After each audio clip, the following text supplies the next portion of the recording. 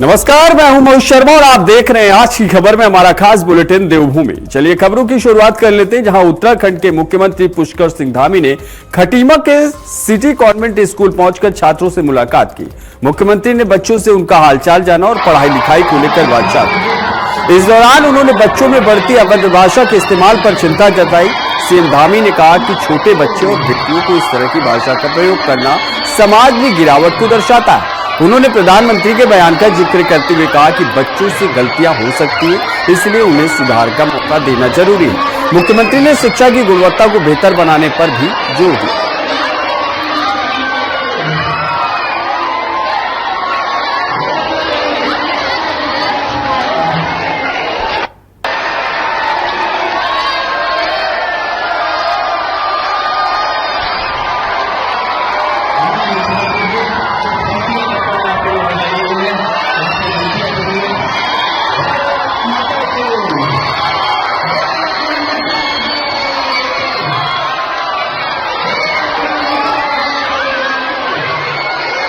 तो हम लोग इसके लिए करेंगे और शिक्षा तो हमारे लिए सबके लिए होनी चाहिए मूलभूत। आज देखिए किस प्रकार के संस्कार हो जा रहे हैं, छोटे छोटे बच्चे किस प्रकार से, हमारी बेटियां तमाम तरह से कैसे कैसे अपशब्द बोल रही हैं। लेकिन कल ही प्रधानमंत्री जी ने कहा कि ये कहीं ना कहीं हमारे समाज के अंदर जो ये इस प्रकार की कमी आई है, वो एक पूरे समाज का जो है कहीं ना कहीं बिगड़ता हुआ स्वरूप है। लेकिन माननीय प्रधानमंत्री जी का मैं धन्यवाद करता हूं कि उन्होंने सभी बेटियों को, सभी बेटों को कहा कि ये बचपन में गलतियां हो जाती हैं, उनको कोर्ट कचहरी में डालना, उनको जेल में डालना, उनको सजा देना कोई उसका उद्देश्य नहीं है। उन्होंने कहा हम सबको माफ करते हैं, सबको सुधरने का अवसर देते हैं, तो इसलिए शिक्षा अच्छी होनी चाहिए। आपने बहुत अच्छा बोला।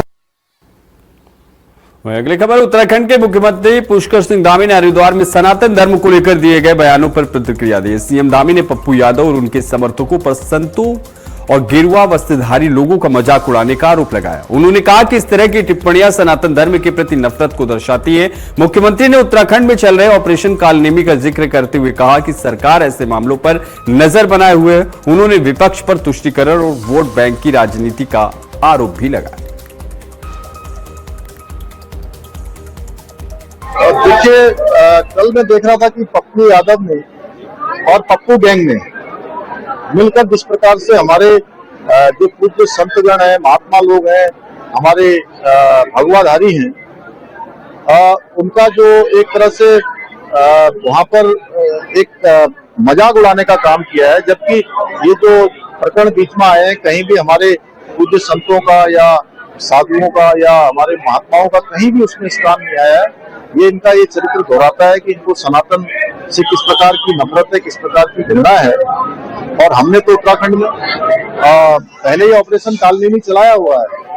आज पूरा देश देख रहा है कि जब ये कभी सनातन को वायरल कहते हैं, कभी मलेरिया कहते हैं, कभी डेंगू कहते हैं, और इनके एक के बाद एक बयान आते हैं, लेकिन कोई भी ना तो कुछ सफाई देना तो दूर की बात है, एक शब्द भी इनके मुंह से नहीं निकलता है। ये इनका तुष्टीकरण है, ये वोट बैंक की राजनीति है। इनको लगता है कि अगर हम इसमें बोलेंगे तो एक बड़ा वोट बैंक इनसे खिसक जाएगा, नाराज हो जाएगा। अगली खबर है, जहां देहरादून में राज्यसभा सांसद नरेश बंसल ने संसद परिसर में विपक्ष के प्रदर्शन को लेकर निशाना साधा। देहरादून पहुंचे सांसद ने मीडिया से बातचीत में कहा कि चंदा देने के मामले में विपक्ष और पप्पू यादव की ओर से किया गया प्रदर्शन उचित नहीं था। उन्होंने आरोप लगाया कि साधु संतों का वेश धारण कर प्रदर्शन करना संत समाज का अपमान है। नरेश बंसल ने कहा कि अगर विपक्ष में हिम्मत है तो वह इसी तरह का प्रदर्शन दूसरे धर्मों को लेकर भी करके दिखाए। यहाँ पे साधु की भेष में कुछ सांसद और कुछ चंदा देते हुए, कुछ पकड़े जाते हुए, एक किस तरीके से देखते, क्योंकि धार्मिक रूप से जो सनातन को मानने वाली ये पार्टी है, इसी की सरकार में जो 2 जगह चंदा चोरी का प्रकरण है, उसको वहां सिंबॉलिक तौर पर दर्शाया गया किस रूप में। संसद परिसर और मकर द्वार को जिस प्रकार से विपक्ष ने घिनौनी हरकतें करने का एक अड्डा बना लिया है, खासतौर से जो कल घटना हुई है, श्रीमान पप्पू यादव जी ने जो वहां ड्रामा किया है, उससे देश भर के सनातन प्रेमियों में आक्रोश है। वहीं अगली खबर है, देहरादून में मंत्री गणेश जोशी के खिलाफ आय से अधिक संपत्ति मामले में अदालत से नोटिस जारी होने के बाद सियासत तेज हो गई।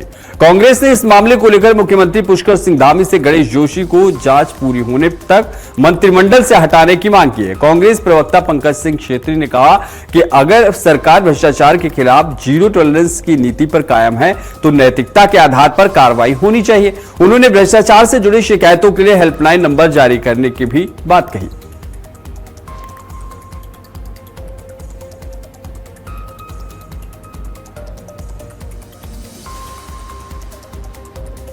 मुख्यमंत्री जी का इस पर कोई बयान नहीं आया है, प्रदेश के नेता का किसी का भी भाजपा के कोई बयान नहीं आया है, तो इसको देखते हुए हमने आपके सम्मुख आना जरूरी समझा, इसलिए आए हैं। और हम मुख्यमंत्री जी को पत्र के माध्यम से कहना चाहते हैं, चिट्ठी लिख के, कि आप जल्द से जल्द ऐसे व्यक्ति जो कि आरोपी हैं आय से अधिक संपत्ति के, इनको अपने मंत्रिमंडल से हटाएं, तभी हम मानेंगे कि वाकई में आपका जीरो टॉलरेंस सभी के लिए है। नहीं तो ये जीरो टॉलरेंस हम मानेंगे कि विपक्ष के लिए और तमाम जो छोटे छोटे आप ये कारनामे करते हैं, 500-5000 वाले छोटे चपरासी बाबुओं को पकड़ के, कांस्टेबलों को पकड़ के, तो इससे ये साबित हो जाएगा कि आपकी दोहरी नीति है। तो इसी संदर्भ में मैं सुजाता जी से आग्रह करूंगा कुछ। अगली खबर है, उत्तराखंड सरकार ने किसानों की आय बढ़ाने के लिए अहम कदम उठाया। उद्यान विभाग ने आईटीबीपी और एसएसबी के साथ एमओयू साइन किया है। कैबिनेट मंत्री गणेश जोशी की मौजूदगी में इस समझौते के तहत प्रदेश के किसानों से सीधे फल और सब्जियां खरीदी जाएंगी और उन्हें दोनों सुरक्षा बलों के साथ उपलब्ध कराया जाएगा। इस पहल से किसानों को उनकी उपज का बेहतर और स्थायी बाजार मिलेगा। वहीं सीमा पर तैनात जवानों को ताजे और गुणवत्तापूर्ण फल सब्जियां मिल सकेंगी। मंत्री गणेश जोशी ने कहा कि इससे बिचौलिए की भूमिका कम होगी और किसानों की आय बढ़ाने के साथ उन्हें आर्थिक रूप से मजबूत बनाने में मदद मिलेगी।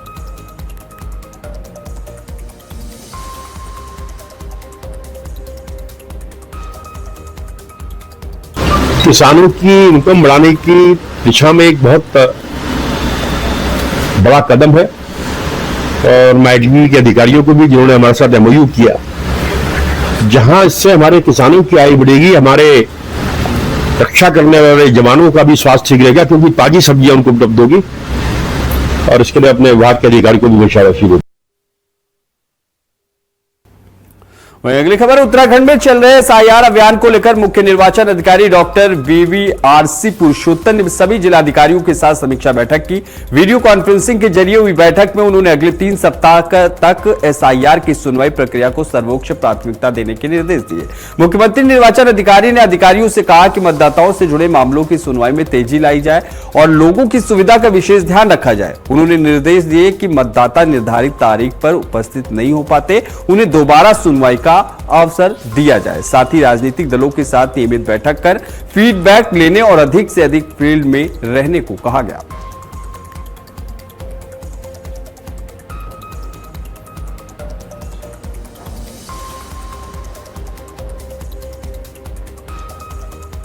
वहीं अगली खबर है, जहां मंगलौर में कांवड़ यात्रा के दौरान विवाद का मामला सामने आया है। कांवड़ खंडित होने के बाद कुछ लोगों ने एक कांवड़िए के साथ मारपीट कर दी और उसकी कार में तोड़फोड़ कर दी।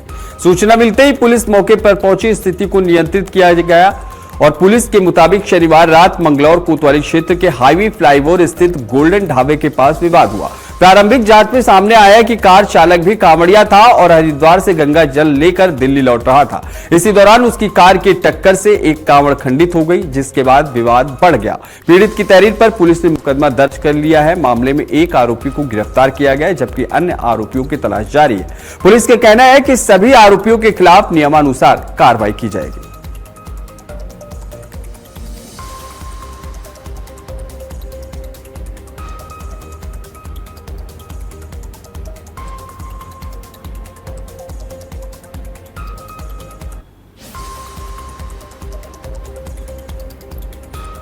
वहीं अगली खबर, उत्तराखंड के रुद्रप्रयाग जिले और केदार घाटी में लगातार हो रही बारिश के बीच भी श्रद्धालुओं के उत्साह बरकरार है।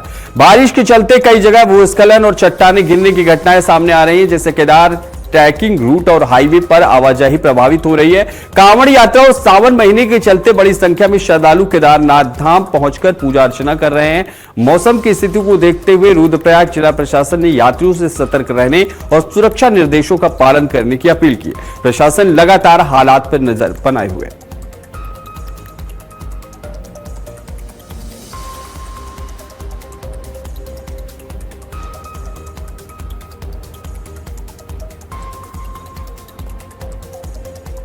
अगली खबर है, मानसून के मौसम में पहाड़ों की रानी मसूरी का नजारा इन दिनों बेहद खूबसूरत नजर आ रहा है। बारिश और कोहरे ने पूरे शहर को अपनी आगोश में ले लिया। पहाड़ों पर छाई धुंध के बीच मौसम सर्दियों जैसा एहसास करा रहा।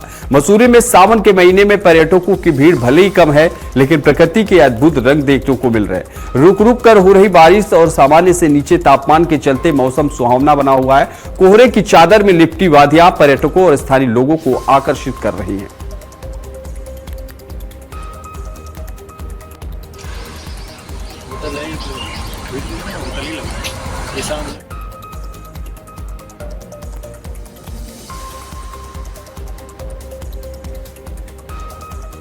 पर्यटकों के दिलों में बसती है। छुट्टियां होती हैं गर्मियों की तो पर्यटक तमाम मसूरी घूमने आते हैं, लेकिन इस समय मानसून है, इस समय बरसात के दिन हैं और सावन चल रहा है। सावन में किस तरीके का जो मसूरी वैली का लुक है, जो व्यू है, वो हम आपको दिखाते हैं। इस तरह से धुंध में मसूरी और ये धनोल्टी का इलाका धुंध में है इस समय और ये बिल्कुल अलग एक प्राकृतिक नज़ारा मिलता है। गर्मियों की छुट्टियों में अगर आप लोग आते हैं यहाँ घूमने या सर्दियों में आते हैं तो वो अलग होता है। बरसात का नज़ारा हम आपको दिखाने की कोशिश करते हैं। ये पूरा मसूरी से ऊपर का धनोल्टी की तरफ रास्ते की तरफ और मसूरी से नीचे का हिस्सा ये यहाँ है। तमाम जो आप देख रहे हैं ये अलग एकदम लुक है और प्राकृतिक आनंद से सराबोर कर देता है। हालांकि बरसात के दिनों में और सावन के दिनों में पर्यटन बहुत कम होता है। तमाम पर्यटक नहीं आ पाते हैं क्योंकि स्कूलों की छुट्टियां भी नहीं होती हैं, लेकिन अभी भी कुछ पर्यटक यहाँ पे हैं इन नज़ारों को देखने के लिए। हम इनसे बात करने की कोशिश करते हैं। आप कहाँ से हैं? हम दिल्ली नजफगढ़। तो अब आमतौर पे पर्यटक आते हैं गर्मियों की छुट्टियों में, जून जुलाई तक और मई में आते हैं या सर्दियों में आते हैं दिसंबर जनवरी में। बरसात के दिनों में बहुत कम हो जाता है। हम इसलिए आए हैं, ये जो व्यू है ना इधर का, ये हम देख कर आए हैं। हमने यूट्यूब को उस पर देखा था व्यू इन दिनों का, तो ये व्यू के लिए ही हम आए हैं इधर मसूरी। बारिश बहुत मिलती है, हाँ, कुछ हाँ। खतरा सा भी लगता है कि बरसात में, क्योंकि पर्वतीय क्षेत्रों में बरसात में थोड़ी सावधानी बरतनी पड़ती है। थोड़ा सा मैंने अनुमान लगाया था, बच्चे भी कह रहे थे। पहले हमारे जाने का चहल का था प्रोग्राम हिमाचल का, फिर हमने वहां का कैंसिल करके बारिश ज्यादा दिखा रहे थे उधर। बारिश तो इधर भी है। फिर मैंने आइडिया लगाया जैसे नीचे बारिश होती है दिल्ली में, अभी हुई फिर रुक गई, फिर हुई फिर रुक गई जी। हाँ, तो इस वजह से फिर हम मंसूरी आ गए। तो आपको कैसा लग रहा है यहाँ आकर के? अच्छा लग रहा है, बहुत अच्छा लग रहा है। पर्यटक यहाँ इस समय जो मानसून सीजन में आ रहे हैं, हालांकि बहुत कम तादाद है, क्योंकि बरसात में पर्यटक पहाड़ घूमने कम आते हैं, लेकिन जो आ रहे हैं वो आनंद ले रहे हैं। और हम यही कहेंगे कि अगर आप मानसून सीजन में मसूरी आ रहे हों या पहाड़ पे अन्य स्थानों पर जा रहे हों तो थोड़ा संभल कर तो चलिए, उसका ध्यान रखिए, लेकिन एंजॉय कीजिए, आनंद लीजिए और लगातार पहाड़ों पर आते रहिए। मैं आज की खबर के लिए फहीम तन्हा, मसूरी से। अगली खबर, नैनीताल जिले में भवाली अल्मोड़ा राष्ट्रीय राजमार्ग स्थित रामगढ़ नदी में नहाने के दौरान जयपुर निवासी 20 वर्षीय युवक की डूबने से मौत हो गई। हादसा शनिवार दोपहर रामगढ़ पुल के पास हुआ। खैरना चौकी पुलिस के अनुसार जयपुर से 4 युवक घूमने नैनीताल आए थे। नहाते समय प्रिंस बागौरिया गहरे पानी में चला गया और डूब गया। साथियों की सूचना पर पुलिस और एसडीआरएफ की टीम मौके पर पहुंची और रेस्क्यू कर युवक को बाहर निकाला। उसे सामुदायिक स्वास्थ्य केंद्र गर्म पानी ले जाया गया, जहां डॉक्टरों ने मृत घोषित कर दिया। पुलिस ने शव को कब्जे में लेकर आगे की कार्रवाई शुरू कर दी। अगली खबर, उत्तराखंड के रुद्रप्रयाग में लगातार हो रही भारी बारिश से जनजीवन प्रभावित होने लगा है। बारिश के चलते नदियों, मौसमी नालों और जल निकासी के रास्तों में जलस्तर बढ़ गया, जिससे आसपास रहने वाले लोगों की चिंता बढ़ गई है। जिला मुख्यालय स्थित पुनन गदेरा भी उफान पर है, जिसके कारण स्थानीय लोगों में पूरी रात डर का माहौल बना रहा। स्थिति को देखते हुए जिला प्रशासन और नगर पालिका की टीमें संवेदनशील इलाकों में लगातार निगरानी कर रही हैं। प्रशासन ने लोगों से नदियों और नालों से दूरी बनाए रखने, सतर्क रहने और जरूरत पड़ने पर सुरक्षित स्थानों पर जाने की अपील की। साथ ही लाउड स्पीकर के जरिए लोगों को जागरूक किया जा रहा है और अफवाहों से बचने की सलाह दी गई।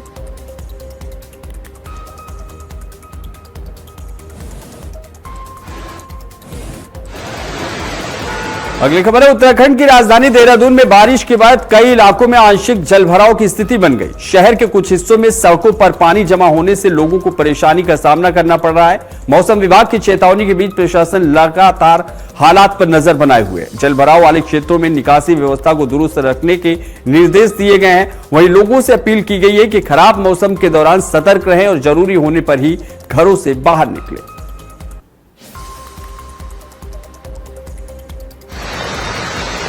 वहीं अगली खबर है, केदारनाथ धाम में मौसम लगातार करवट बदल रहा है। भारी बारिश और घने कोहरे के चलते श्रद्धालुओं की यात्रा प्रभावित हो रही है।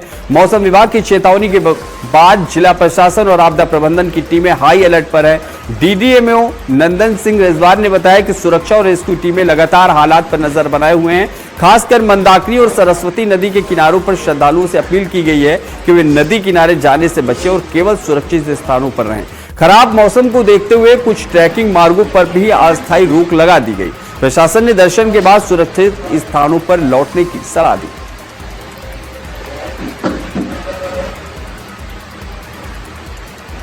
धाम में उच्च हिमालयी क्षेत्र होने के कारण लगातार मौसम बदलता रहता है और जिसकी मॉनिटरिंग कंट्रोल रूम से किया जाता है। और वहां पर जो हमारे सुरक्षा की दृष्टि से जो हम लोगों की जो टीमें हैं, वहाँ पर जो रेस्क्यू टीमें हैं और सुरक्षा बल हैं, तो वो एहतियात बरतते हैं और जो यात्री हैं उनको उस जो हमारे डेंजर जोन्स हैं, जो खतरे जैसे नदियों का जलस्तर वहाँ पर बढ़ जाता है। तीव्र दोनों नदियां हैं, मंदाकिनी और सरस्वती नदी, तो इन नदियों के किनारे जाने से भी मतलब कि वहाँ पर हम लोग अपील भी करते हैं कि इनके किनारे ना जाएं और सुरक्षित स्थानों पर रहें। और उसके बाद उच्च हिमालय क्षेत्र होने के कारण ये कहीं ट्रैकिंग रूट पे भी चले जाते हैं, तो वो भी जिलाधिकारी महोदय द्वारा वो भी प्रतिबंध किया गया है। और अपनी सुरक्षित जो मंदिर है उस मंदिर के दर्शन करके और अपने गंतव्य को वापस आ सकते हैं। वहीं अगली खबर है, नई टिहरी में मेडिकल कॉलेज निर्माण की मांग को लेकर लोगों का आक्रोश सड़क पर दिखा। टिहरी मेडिकल कॉलेज निर्माण संयुक्त के नेतृत्व में विभिन्न संगठनों, राजनीतिक दलों और स्थानीय लोगों ने सुमन पार्क से कलेक्ट्रेट तक जनाक्रोश रैली निकाली। इस दौरान भागीरथीपुरम से नई टिहरी तक बाजार भी बंद रहे और मुख्यमंत्री के नाम ज्ञापन भेजा गया। प्रदर्शनकारियों का कहना है कि डैम प्रभावित नई टिहरी में स्वास्थ्य सुविधाएं पहले से ही बदहाल है और मेडिकल कॉलेज की घोषणा से लोगों को उम्मीद जगी थी। अब कॉलेज को नरेंद्र नगर के पिपलटी में शिफ्ट किए जाने की चर्चा से जनता में भारी नाराजगी है। प्रदर्शनकारियों ने चेतावनी दी है कि मेडिकल कॉलेज को नई टिहरी से हटाया जाए, नहीं तो उग्र आंदोलन किया जाए। अपराधों की रोकथाम और कानून व्यवस्था मजबूत करने के लिए काशीपुर पुलिस ने ऑपरेशन प्रहार के तहत विशेष सत्यापन अभियान चलाया। कटोरा ताल और बांसफोड़ान चौकी क्षेत्रों में पुलिस टीमों ने किराएदारी, बाहरी व्यक्तियों और संदिग्ध लोगों का सत्यापन किया। अभियान के दौरान बिना पुलिस सत्यापन के किराएदार रखने वाले 4 मकान मालिकों के खिलाफ उत्तराखंड पुलिस अधिनियम के तहत 10-10 हजार रुपए के चालान किए गए। वहीं 8 अन्य लोगों के खिलाफ भी चालानी कार्रवाई की गई।